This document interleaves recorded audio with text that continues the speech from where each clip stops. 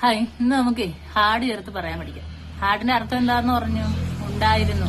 Has, have, ഉണ്ട് ഏകവചനത്തിന്റെയും ബഹുവചനത്തിന്റെയും ഐയുടെ കൂടെയൊക്കെ ഉപയോഗിക്കുന്നത് നമ്മൾ പറഞ്ഞു കഴിഞ്ഞു. ഇനി ഹാഡ് എങ്ങനെയാ ഉപയോഗിക്കുന്നതെന്ന് നോക്കാം. ഹാഡിന്റെ അർത്ഥം ഉണ്ടായിരുന്നു എന്നാണ്. I had A car. എനിക്കൊരു കാർ ഉണ്ടായിരുന്നു പണ്ട്. ഇപ്പോഴില്ല, പണ്ട് ഞാൻ സിറ്റിയിൽ താമസിക്കുമ്പോഴോ അല്ലെങ്കിൽ വേറെ എവിടെയെങ്കിലും ആയിരുന്നപ്പോഴോ അല്ലെങ്കിൽ എപ്പോഴോ കുഞ്ഞുനാളിലോ അല്ലെങ്കിൽ എന്റെ ഉപ്പാക്കൊരു ആന ഉണ്ടായിരുന്നു എന്ന് പറയത്തില്ലേ, അങ്ങനെ പറയുമ്പോഴാണ് ഹാഡ് ഉപയോഗിക്കുന്നത്. ഉണ്ടായിരുന്നു, പണ്ടുണ്ടായിരുന്നു, കഴിഞ്ഞ കാലത്തിൽ ഉണ്ടായിരുന്നു, പക്ഷെ ഇപ്പോഴില്ല, അങ്ങനെയുള്ള കാര്യങ്ങൾ പറയാം. പിന്നെ ഹാഡ് ഉപയോഗിക്കുന്നത് എവിടാന്നറിയാവോ? ഈറ്റ്, ഡ്രിങ്ക്, ടേക്ക്, ഇവയൊക്കെ ഭൂതകാലത്തിൽ പറയാം. അതായത് തിന്നു, കഴിച്ചു, എടുത്തു എന്നൊക്കെ പറയാൻ വേണ്ടിയിട്ട് പറയാം ഹാഡ് ഉപയോഗിക്കും. ഐ ഹാഡ് ഡിന്നർ, ഞാൻ ഡിന്നർ കഴിച്ചു. ഐ ഹാഡ് ബ്രേക്ക്ഫാസ്റ്റ്, ഞാൻ ബ്രേക്ക്ഫാസ്റ്റ് കഴിച്ചു. ഐ ഹാഡ് ലഞ്ച്, ഞാൻ ഉച്ചഭക്ഷണം കഴിച്ചു. ഇങ്ങനെ പറയാൻ. അല്ലെങ്കിൽ കുടിച്ചു, ചായ കുടിച്ചു എന്ന് പറയാൻ ഐ ഹാഡ് ടീ, അങ്ങനെ പറയാം. അപ്പോഴേ ഡ്രിങ്ക്, ഈറ്റ്, ടേക്ക് ഇതിന്റെയൊക്കെ ഭൂതകാല ക്രിയ ആയിട്ട് പകരം ഈറ്റെന്നോ അല്ലെങ്കിൽ ഏറ്റെന്നോ ഡിഡീറ്റെന്നോ ഒന്നും പറയത്തില്ല. I had drink, I had drink അല്ല, ഐ ഹാഡ് ടീ, ചായ കുടിച്ചു. ഐ ഹാഡ് ഡിന്നർ, ഭക്ഷണം അല്ലെങ്കിൽ അത്താഴം കഴിച്ചു എന്നൊക്കെ പറയാൻ വേണ്ടിയിട്ട് ഏതുപയോഗിക്കും?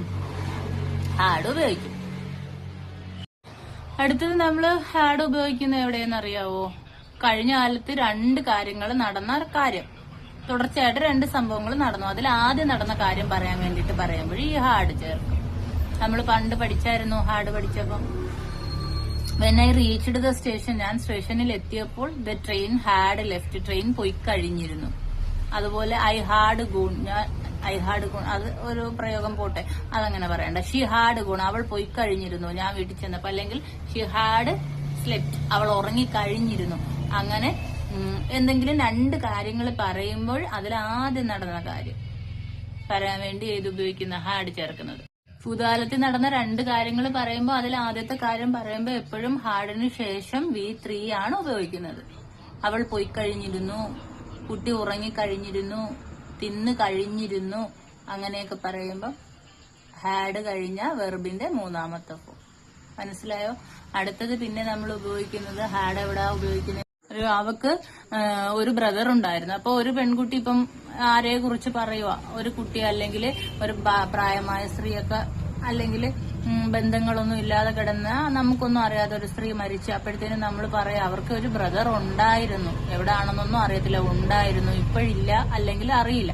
അങ്ങനെയൊക്കെ പറയുമ്പോൾ ഷി ഹാഡ് എ ബ്രദർ അല്ലെങ്കിൽ ഷി ഹാഡ് എ സിസ്റ്റർ, അങ്ങനെ പറയാം, ഉണ്ടായിരുന്നു. പിന്നെ നമ്മൾ ഭൂതകാല പ്രവർത്തികൾ പറയാം. We had A great time, ഞങ്ങൾക്ക് നല്ല സമയം ലഭിച്ചു. We had A great time, നല്ലൊരു സമയം കിട്ടിയിരുന്നു. പിന്നെ പാസ്റ്റ് പെർഫെക്റ്റ് ആയിട്ട് പറയുമ്പോഴും ഹാഡ് ചേർത്ത് പറയും. I had my breakfast. അവിടെ രണ്ട് ഹാഡ് വന്നു. ഒരു ഹാഡ് ഹെൽപ്പിംഗ് വെർബായിട്ടും ഒരു ഹാഡ് മെയിൻ വെർബായിട്ടും വന്നു. അപ്പോഴ് അവിടെ ഈ ഹാഡ് V3 ആയിട്ടാണ് വരുന്നത്. അത് നമുക്ക് പിന്നീട് പഠിക്കാം. ഹാസ്, ഹാവ്, ഹാഡില് എങ്ങനെയാ വരുന്നതെന്ന്, V1, V2, V3. അപ്പൊ ഇവിടെ ഐ ഹാഡ് മൈ ബ്രേക്ക്ഫാസ്റ്റ് എന്ന് പറഞ്ഞാൽ ഞാൻ എന്റെ ബ്രേക്ക്ഫാസ്റ്റ് കഴിച്ച് കഴിഞ്ഞിരുന്നു. നമ്മൾ നേരത്തെ പറഞ്ഞു ഐ ഹാഡ് ബ്രേക്ക്ഫാസ്റ്റ് അല്ലെങ്കിൽ ഐ ഹാഡ് ഡിന്നർ എന്ന് പറഞ്ഞാൽ ഞാൻ കഴിച്ചു എന്നുള്ള അർത്ഥത്തില്. ഇപ്പോഴോ ഐ ഹാഡ് മൈ ബ്രേക്ക്ഫാസ്റ്റ് എന്ന് പറഞ്ഞാൽ ഞാൻ അപ്പോഴത്തേക്കും കഴിച്ച് കഴിഞ്ഞിരുന്നു. അവൾ വന്നപ്പോഴത്തേക്കും അല്ലെങ്കിൽ അയാൾ വന്നപ്പോഴത്തേക്കും അല്ലെങ്കിൽ അച്ഛനോ ഭർത്താവോ അല്ലെങ്കിൽ മക്കളോ വന്നപ്പോഴത്തേക്കും ഞാൻ ഫുഡ് കഴിച്ച് കഴിഞ്ഞിരുന്നു. അങ്ങനെ പറയുമ്പം ഹാഡ് രണ്ട് ഹാഡ് ചേർത്ത് പറയും. പിന്നെ ഹാഡ് ഉപയോഗിക്കുന്നത് എവിടാന്നറിയാവോ? ഹാഡിന്റെ കൂടെ ടു ചേർത്ത്. ഐ ഹാഡ് ടു ഗോ, എനിക്ക് പോകേണ്ടി വന്നു. ഐ ഹാഡ് ടു റൈറ്റ്, എനിക്ക് എഴുതേണ്ടി വന്നു. അല്ലെങ്കിൽ ഐ ഹാഡ് ടു സൈൻ, എനിക്ക് സൈൻ ചെയ്യേണ്ടി വന്നു. അങ്ങനെ ഹാഡ് ടു ചേർത്ത് പറയും. കൂടുതൽ ഉദാഹരണങ്ങൾ പറയുന്ന വീഡിയോയ്ക്ക് ലെങ്ത് കൂടി പോകും, അതുകൊണ്ടാണ് പറയാത്തത്. ഈ ഹാഡ് പാസ്റ്റ് പെർഫെക്റ്റ് പറയുമ്പോഴാണ് പറയുന്നത്. ഇപ്പോഴ് പൊസഷൻ, ഉടമസ്ഥാവകാശം, പിന്നെ എന്തോ പറയുന്ന എക്സ്പീരിയൻസ്, അനുഭവം. ഇപ്പൊ തലവേദന അല്ലെങ്കിൽ അസുഖങ്ങള്, പ്രശ്നം, അങ്ങനെ ട്രബിള് ഒക്കെ പറയുമ്പം ഐ ഹാഡ് ചേർത്ത് പറയും. പാസ്റ്റ് പെർഫെക്റ്റ് ആയിട്ട് ഉപയോഗിക്കുമ്പോഴാണ് 2 ഹാഡ് വരുന്നത്. പിന്നെ she had finished her work, അവൾ അവളുടെ ജോലി പൂർത്തിയാക്കി അത് പറയാം. പിന്നെ അതിന് നമുക്ക് ഹാഡിന് നെഗറ്റീവ് ചേർത്ത് പറയാനാണെങ്കിൽ ഹാഡിന്റെ കൂടെ നോട്ട് ചേർത്ത് പറയും. She had not finished her work, അല്ലെങ്കിൽ ഹാഡിനെ ചുരുക്കി പറയും. ഹാഡ് എന്നിട്ടിട്ട് അപ്പോസ്ട്രോഫി ടി, ഷീ ഹാഡിന്റെ. പിന്നെ എന്താ പറയാ, അതിനെ ചോദ്യമാക്കാൻ വേണ്ടിയിട്ട് നമ്മൾ കഴിഞ്ഞ ക്ലാസ്സിലൊക്കെ പഠിച്ചിട്ടുണ്ടായിരുന്നു ചോദ്യമാക്കാം. അതുപോലെ തന്നെ ചെയ്താൽ മതി. ഹാഡ് ആദ്യം ചേർക്കുക, അത് കഴിഞ്ഞ് subject, balance. Had she finished her work. ഇത്രയൊക്കെ ഉള്ളൂ ഹാഡിനെ കുറിച്ച് അത്യാവശ്യം അറിഞ്ഞിരിക്കാൻ. ഇനി കൂടുതൽ പറഞ്ഞു കഴിഞ്ഞാൽ പിന്നെ നമ്മൾ കണ്ടീഷണൽ ക്ലാസ്സിലൊക്കെ ഹാഡ് ഉപയോഗിക്കും. അതൊക്കെ ഇപ്പൊ പറഞ്ഞാൽ മനസ്സിലാവത്തില്ല. അതുകൊണ്ട് തുടക്കക്കാർക്ക് വേണ്ടിയിട്ടായതുകൊണ്ട് ഇത്രയൊന്ന് മനസ്സിലാക്കുക. ഓക്കെ.